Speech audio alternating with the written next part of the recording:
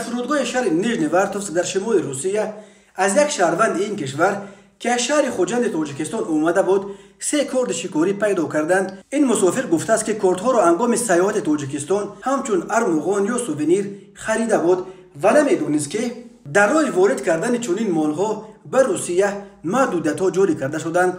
ولی خدمات مطبوعات باجخانه ولایت تیومن در شهر این قضیه گفت این مسافر 3 کرد را توسط راهرو سبز گذرانیده بود. تشخیص نشان داد که این کردها مثل کردهای شکاری ساخته شدند و سلاح سرد خلنده و برنده به شمار می روند. نه توفه و ارمغان نسبت به مسافر از خوجند وارد شده بر اساس 2 بند کودکس قانون شکنی های ماموری روسیه با اتهام اعلام نکردن مالهای خود در باجخانه و ویران کردن محدودیت‌ها در راه واردات مالهای علاوه پرونده ماموری گشوده کارت‌های آورده‌اش را گرفتند.